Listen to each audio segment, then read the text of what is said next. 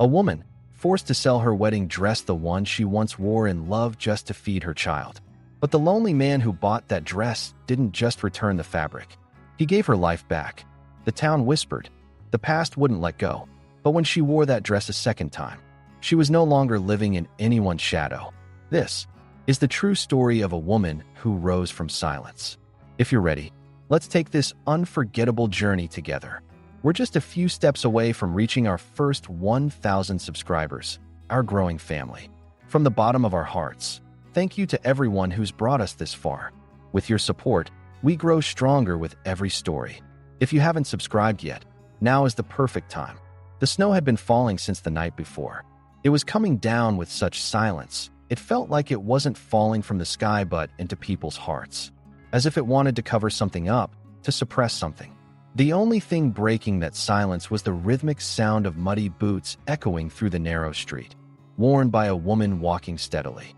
Her hair was covered, but the exhaustion on her forehead was too clear to hide. She clutched a bundle wrapped in linen tightly in her arms, as if carrying a child. But there was no child inside that bundle, only the past. A wedding dress wrapped in satin, lace, and a few pearl buttons, once worn with hope, now silent. Hannah Weber had become a woman who flinched even at the sound of her own name. People didn't call her that anymore. Now, they just said, the widow. That morning, while snow covered everything in sight, Hannah walked into town. She didn't look at a single window display, didn't read a single sign. She just kept walking. She didn't have a single coin in her pocket, but there was a hollowness in her stomach and in her arms. She held a handmade wedding dress as her last hope.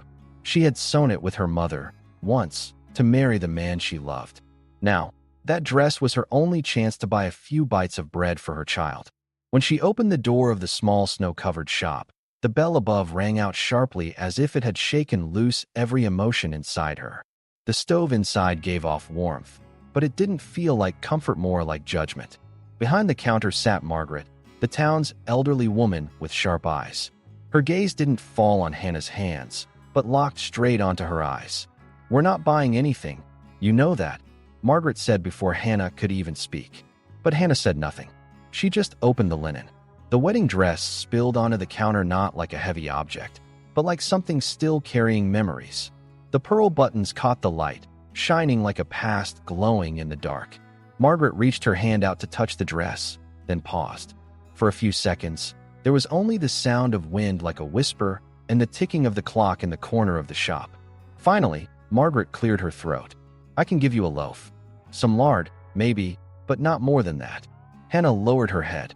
She didn't say thank you. She didn't beg. She just took it, turned, and walked away. This time, it felt like the snow wasn't falling on her shoulders, but down her spine. Cold and heavy. Just then, someone was watching her from the corner of a wooden building across the street. He didn't look away. His black leather gloves rested on his knees, the collar of his thick coat pulled up, and his face carried the weight of many silent years. His name was Lucas Muller. Nobody really knew his full story, but everyone knew he'd spoken less after his brother died, barely left his land, and spent most nights in silence, reading old books. But as he looked at Hannah, something flickered quietly across his face. He saw the bundle she carried. He recognized the dress. And he made a decision. That night, as the air turned to ice, Lucas opened the shop's door again. Margaret didn't even look up. "What do you want at this hour?" she asked. "The dress," Lucas answered. There was no question in his voice, no request. Just clarity. Margaret paused. "You planning to buy it? I mean, are you thinking about her?" Lucas didn't look away. "Not yet," he said simply. Margaret didn't reply. She wrapped the dress in brown paper, tied it with string, and handed it to him. "Fragile," she said. But her tone didn't belong to this world, it belonged to another time. That night, Lucas sat by his stove. The dress lay beside him. He didn't touch it, just looked. And outside, the snow kept falling silently against the windows. Morning came down on Hannah's cabin with a gray and quiet stillness. The snow was still falling, but the wind had stopped. Even the cold seeping through the walls of that little shelter felt different today, as if a decision was going to be made inside, and nature had gone quiet to listen. While Hannah warmed the last crumbs of bread by the stove, baby Elias was sleeping deeply in her arms. She was tired. They both were. Not from hunger, but from uncertainty. They couldn't tell what the world would bring anymore, swinging back and forth between hope and fear. When there was a knock at the door, Hannah jumped. No one ever came. No one should. She slowly walked to the door. When she opened it, Lucas was there. He had taken off his hat, and there was no judgment or pity on his face. Only silence, the kind that sometimes says the most. "Your dress," he said. Hannah's eyes landed on the package wrapped in paper. "I sold it," she said, her voice muffled. Lucas nodded. "And I bought it back. But it's yours." The woman didn't reply. Her hand reached for the package on its own, as if the dress still left a mark on her body. When the package touched her hands, she trembled. "I don't owe you anything," Hannah said, not looking away. "I didn't ask you for anything." Lucas lowered his head. "And I didn't ask anything from you," he replied softly. Then he turned around and walked away, leaving footprints in the snow. That night, Hannah didn't open the dress. She just left it by the stove. She pulled the blanket over Elias, but his sleep was light. Even the string peeking through the folds of the package reminded her of the ties of the past. She didn't look at it again until morning, but even just its presence had warmed the cabin for the first time. The next day, when the wind blew a little stronger, Hannah stepped outside again with Elias on her back. The footprints were still there, and without realizing it, her steps led her toward Lucas's farm. The road wasn't long, but time seemed stretched. When she arrived, Lucas was chopping wood by the barn. She stopped, didn't call out. Lucas simply looked up, then set the axe down. "Do you want to come in and warm up?" he asked. It wasn't an invitation. It wasn't pressure. It was just the sound of an option. Hannah stepped inside. The small cabin was warm, with books on shelves, a kettle on the stove, and a childhood photo in an old frame by the window, probably of his brother. As Elias stirred and mumbled by the stove, Lucas poured Hannah a cup of tea from the kettle. Her hand trembled as she took it. The cracked skin on her fingers told the story of hunger and pride. Lucas didn't look at her hands. He just handed her the cup and turned back to his own. "You can stay here," he said after a moment. The sentence hung in the air. "Just for a while," he added. "If you want." Hannah didn't reply. That night, in a room opening out from the old barn, she put Elias to sleep, wrapping him in a blanket. She still hadn't opened the dress, but she placed it closer to the stove within reach. For the first time, when she looked out the window, she felt a sense of safety in the darkness. The dark wasn't for hiding anymore, it was for shelter. But it was a small town, and whispers passed from ear to ear, piling up like snow, eventually becoming heavy. The next morning, when Lucas went into town, the stares were sharper. No one said anything, but somehow, everything had already been said. Margaret watched him from in front of the shop. Hattie looked up while cleaning the bakery window. Lucas noticed. He didn't respond. That day, Hannah helped fix the fence behind the farm. When she used her hands for something for the first time, she shivered inside. She wasn't just breathing anymore. She was building something, maybe something small. But when Elias smiled, it was enough. Near sunset, while Hannah was hanging wet cloth on the laundry line, Lucas walked up. "They talked about you in town today," he said. "I'm used to it," Hannah replied, not looking away. "I'm not," Lucas added, "but I can learn." And then, for the first time, Hannah looked at him, really looked. She didn't let go of the cloth in her hand. But in that moment, it felt like she wasn't just holding onto a rag. She was letting go of the past. Winter had taught people to memorize gray. There was no difference anymore between sky and ground. The snow's whiteness had made everything equal. But for Hannah, time had finally started to move forward. The days she spent at the farm were slow and quiet, but that silence hurt less than the judgment echoing through the town streets. Elias had started smiling more often. His voice bounced off the barn walls like a little melody of hope mixed with the whistling wind. Hannah was the first to light the stove each morning, fixed fences with Lucas at noon, and in the evenings, she'd wrap Elias in a blanket and place him by the stove while toasting bread. But the first real storm to break the silence came not from within but from outside. That morning, while Hannah was collecting eggs from the small coop on the farm, they heard hoofbeats in the distance. They were hard, rhythmic, and determined. Lucas stepped out onto the porch immediately, Hannah behind him. 3 riders appeared on the horizon. Their horses crushed the snow beneath them, and the riders didn't carry the usual town chatter. They brought a silent kind of anger, like someone coming to settle a score. The man in front was bigger than the others. The collar of his dark brown coat was turned up, but his eyes were open-locked on Hannah. As they got closer, The man pulled the reins and stopped his horse. "Are you Hannah Weber?" he asked. His voice was cracked and heavy, like a stone at the bottom of a dried-up riverbed. Hannah said nothing. Lucas stepped forward. "What do you want?" he said. His voice had no fear and no greeting. "My name is Jacob," the man said. "I'm Richard's cousin Hannah's late husband. Family debts aren't easily forgotten." Lucas didn't frown. He simply turned to Hannah. Her cheeks were pale, her hands were shaking, but her eyes weren't empty. This time, she wasn't running. "Richard's family doesn't owe me anything," Hannah said. "I already gave everything I had." Jacob didn't dismount. "But your name is still tied to his," he said. "And our name doesn't get mixed with stained women." That sentence hung in the air like poison. Lucas stepped in front of Hannah, gently pressing her shoulder to move her behind him. "We don't owe anyone here an explanation," he said. "If you came here with no other purpose, keep riding." Jacob smiled, a cold, bitter smile. "The town's already talking. No matter what you two do, what they see speaks louder." "Let them," Hannah said, stepping forward for the first time. "Let them look. I'm here. And this time, I'm not hiding." Jacob's face softened for a split second, then hardened again. He lowered his head, turned his horse, and rode off. The other two followed behind. The snow fell silent again. But this time, the silence felt like a root growing inside Hannah. She hadn't been afraid. She was shaken, but still standing. That night, Lucas came home holding a piece of linen. "I opened up a small room in the main house," he said. "It'll be warmer for the baby." Hannah looked him straight in the eyes.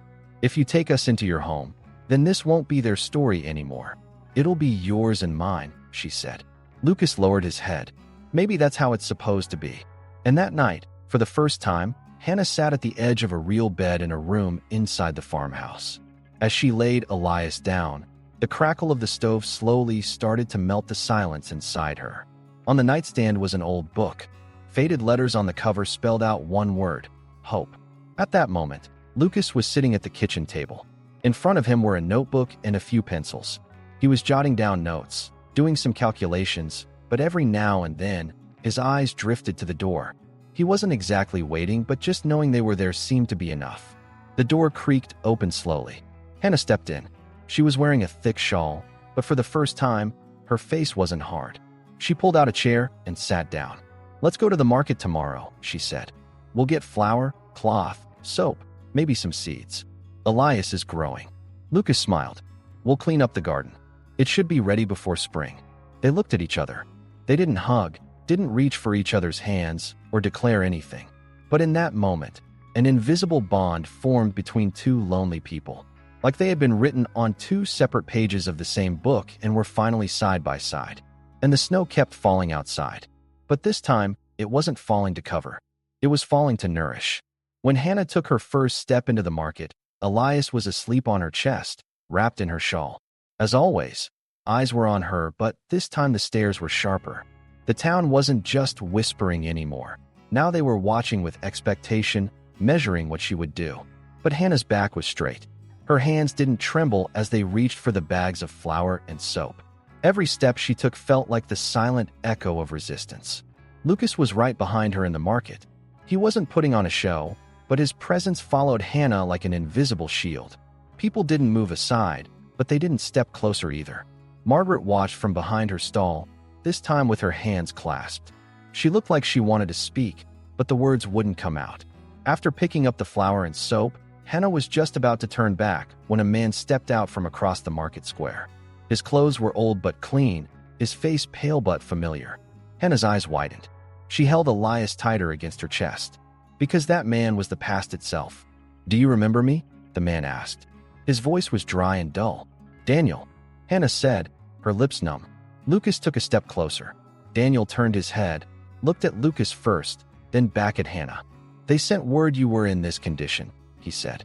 "After all this time, back on a farm, again with a man." "Enough," Hannah said, her voice low but firm. "What are you doing here?" Daniel smiled, but it wasn't joy in that smile. It was calculation. "I still think you should be the one to pay Richard's debt," he said. "You were his wife. Vows like that aren't so easily forgotten. Whatever vows he made are buried under the ice. I owe him nothing." "You owe me," said Daniel. "Because Richard owed me. And you're what's left of him." Lucas stepped forward, his voice rising for the first time. That's enough. This woman owes you nothing. Daniel turned to Lucas. And who made you the man to carry another's debt? I'm not carrying anyone's debt, Lucas said. But I've decided to stand beside this woman. And I'm not about to be shaken by your threats. Daniel's face darkened. I can take this to court. I can bring it before the community. Everyone will know. The town's already full of talk, Hannah said. But my hands aren't empty anymore. I'll fight if I have to. Her voice wasn't loud enough to echo through the market square, but it was loud enough not to be lost in the wind. A few nearby heads turned. Hattie was watching from behind the shop. Margaret still hadn't moved. Daniel stepped back. His eyes landed on the package in Hannah's hands, then on Elias. Is the child his? He asked. Hannah didn't answer. She just turned her head away. That was enough for Daniel, and he left. But the threat remained behind. On the way back home, Hannah didn't speak. Lucas didn't ask. Elias fell asleep in the wagon, while Hannah kept looking toward the horizon as if waiting for something. Not an explanation, but a sign of what test was coming. That night, while Lucas was flipping through old books by the stove, Hannah sat in the kitchen, a needle in her hand. Quietly, she was sewing the torn edges of the dress. The stitches were neat, but her hands still trembled. That dress was no longer meant for a wedding or a grave. Now it was like armor. Inside that lace, there was no longer hope, there was resistance. Then there was a knock at the door. Late at night, just one firm strike. Lucas stood up. Hannah rose from her seat. Elias kept sleeping. When they opened the door, the mailman stood there with an envelope in his hand. The paper was yellowed. Its edges looked stained with soot. There was no seal, but inside was a note. Just a few words. Debt is not paid with silence. No name, no address. But Hannah knew exactly who wrote it. The night's chill had slipped into the house, but by the stove, Lucas and Hannah turned to each other. I'm leaving tomorrow, Hannah said. Where to? To the farm Daniel talked about. I want him to say that debt to my face. I want to see if he can actually show me the weight I've carried for years. Lucas nodded. You're not going alone. And the next morning, for the first time, Hannah started walking toward where the past lived. But this time, she had a child in her arms, a man by her side, and questions in her heart for which she already knew the answers. The road was barren and quiet. Every time the wagon hit a bump, Elias shifted slightly, but kept sleeping against Hannah's chest. The sun was pale, like winter light. It was there, but it didn't warm. Hannah sat upright at the edge of the wagon, Elias in her lap, an old but clean coat on her back, and a weather-worn hood over her head. Lucas sat beside her, holding the reins tightly in his hands, but his eyes were on Hannah's face. He didn't ask questions. He didn't need answers. He was simply there. That was enough.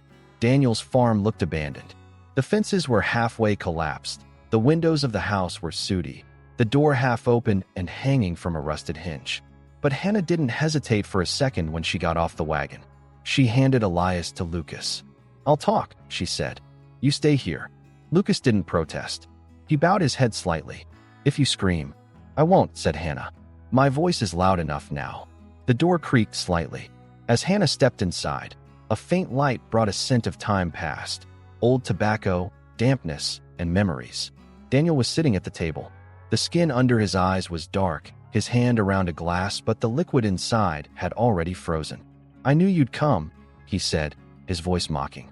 Women always come back. I didn't come back, Hannah said, not closing the door. I came for the last time. Daniel looked up. What do you want from me? To wipe the debt? Or maybe you came for something else. I want the truth, said Hannah. What did Richard owe you? How much? For what? Daniel laughed. What's money got to do with it? He did business with me, then he died. But the woman he left behind is still walking around. And that throws off the balance. I'm no one's balance, said Hannah. Her voice didn't shake. I'm just myself now. Daniel stood up. He didn't slam the table, didn't yell. But his eyes were dark. You were never mine. But you should have been. That sentence struck Hannah's mind like a piece of iron. It brought back a fear she hadn't heard by name in years. But that fear was now withered.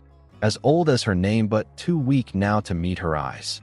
I'm not anyone should have been, said Hannah, stepping closer. I've lived. In soil, in pain, in hunger, in loneliness. And now someone has offered me shelter. But I'm not hiding anymore. I'm standing. Because this body, these hands, this child, they're proof of the fight I've fought. Daniel's face hardened. Do you think you're holy now? You're living with a man while still a widow.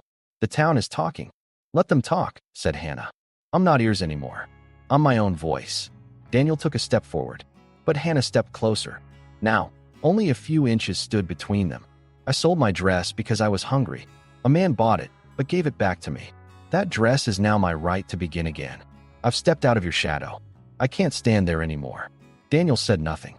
Hannah walked past him toward the door. As her hand reached for the handle, she heard a single word from behind. I won't forgive you. Hannah didn't stop. She opened the door, and light flooded in. I don't want your forgiveness, she said. I just want to be free. When she stepped outside, Lucas was still there. He was adjusting the blanket wrapped around Elias. Hannah took her baby in her arms. For the first time, she looked up at the sky. There was no snow. The air was still but cold. Is it over? Lucas asked. No, Hannah said. But for the first time, it's begun. On the way back, nothing was said. But in the back of the wagon, with Elias sleeping on Hannah's lap, her fingers weren't holding the blanket. They were holding the edge of the old wedding dress. Quietly, with resolve, ready to write her own story now. The town square was unexpectedly crowded that morning. Even though it wasn't a Sunday, people had gathered in front of the shops, waiting in a quiet curiosity as if they knew something was about to happen. The shop doors were slightly open. Margaret watched from behind the window, and Hattie had buried her chin into her scarf, scanning the surroundings only with her eyes. And then Hannah arrived. She wore the wedding dress, the one that had been sold, then bought back, then kept in waiting for months, finally mended and sewn. Now clean, but still carrying traces of time. The lace fluttered gently in the wind. Her shoulders were straight. She held Elias in her arms. He had grown, his eyes open, calm as if listening to the rhythm of his mother's heart. Hannah walked. Without turning anywhere, she stood in the very center of the square. Her eyes scanned the crowd she once turned her back on.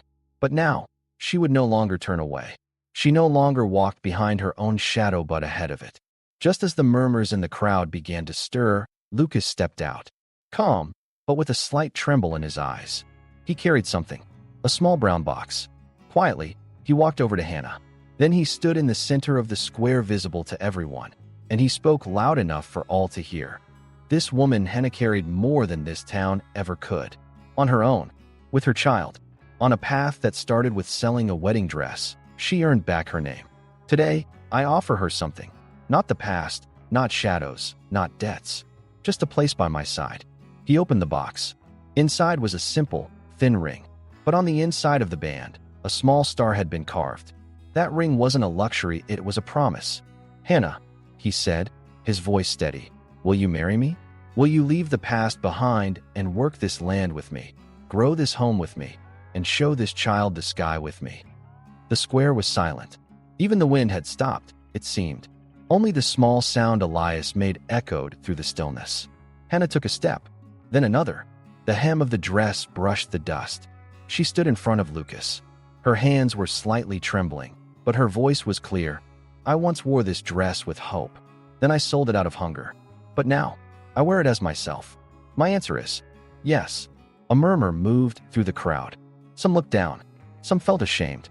Some still couldn't bring themselves to look at all. But Hattie reached out and touched Elias's blanket. Gently pressed it. He looks healthy, she said. Then softly added, I brought you some fabric. Might come in handy when you sew new ones. Hannah dipped her head slightly. She didn't say thank you, but her eyes sparkled not with gratitude, but with a sense of belonging. That night, a big fire was lit at the farm. Neighbors came. They brought pie, jam, a bit of dried meat. No one really explained why they came, but everyone knew. This was a beginning. The dress was still on Hannah, not to keep it clean, but because it was strong enough to keep its meaning, even if it got stained. Elias was asleep in a small basket. Lucas sat beside Hannah. They looked at each other. When you first came, Lucas said, I thought what was in that package wasn't a woman, just a memory. But now I know the dress held a woman's fight. Hannah lowered her head. And now I know, she said. Silence isn't just not speaking. Sometimes, it's being reborn. Later that night, Hannah crouched down just a few steps away and pressed her hand to the soil.